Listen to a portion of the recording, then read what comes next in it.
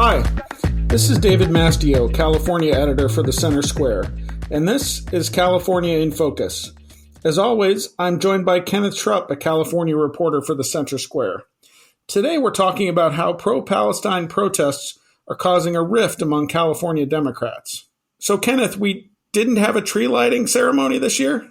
Well, the Christmas tree near the California State Capitol is fully lit, but we didn't have the annual public ceremony that we've had for the last 92 years outside of the COVID pandemic. What happened was planned pro-Palestine protests drove the governor to move the Christmas tree lighting ceremony online to just be a virtual event. They followed the same order of events, had the same guests of honor. They did the entire ceremony, but not in front of a live audience. Why did the governor cancel the live event?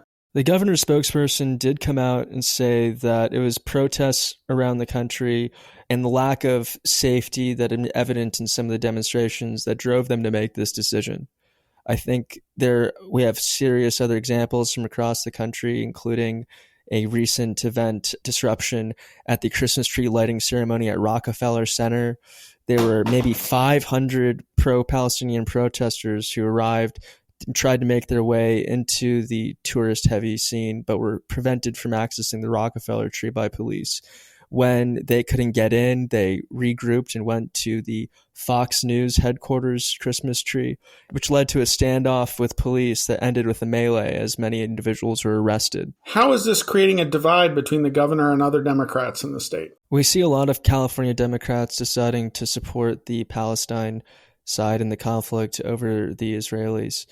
The governor was one of the first national leaders to go visit Bibi Netanyahu, the prime minister of Israel, soon after the conflict began. He stopped there on his way to China. He really is taking a headline role in international politics as he explores his ambitions for 2028 and beyond. Have we seen this divide anywhere else in California? We have. Up near Sacramento is Oakland, California, which has been sort of an epicenter of this growing divide between different kinds of California Democrats.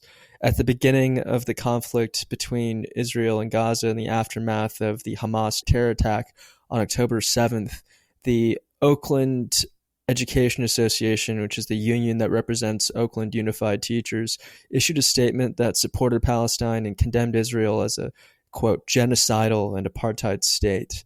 As a result, the teachers union has continued to try to organize against Palestine, with some of its members promising to hold a pro-Palestine teach-in earlier. Due to this teach-in, the superintendent, who is a staunch Democrat, she has a prominent picture of her with Vice President Kamala Harris.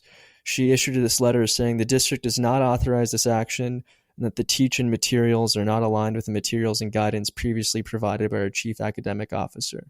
One of the problematic examples that we saw and that we talked about with the Anti-Defamation League, or the largest organization in the country dedicated to fighting anti-Semitism, is this book called P for Palestine.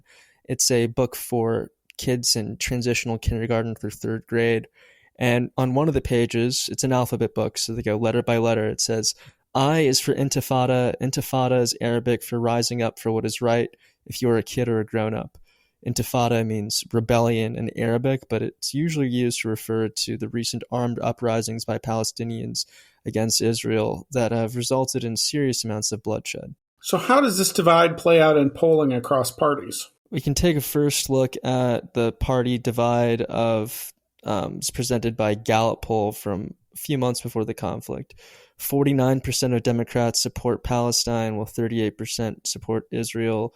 However, with independents and Republicans, we have a totally different reversed order. The majority of independents and 2/3 of Republicans do support Israel over Palestine. In Washington, the White House interns decided that they were going to send a protest letter to the president and to the vice president saying that they weren't doing enough to get a ceasefire going in the Gaza conflict. Is there a generational divide as much as there is a partisan divide? Yeah, there absolutely is. There was this poll published by Quinnipiac a couple of weeks ago about whether or not people approve of the way Israel is responding to the October 7th terror attack. half of those in general approved of Israel's response, while 35% disapproved overall.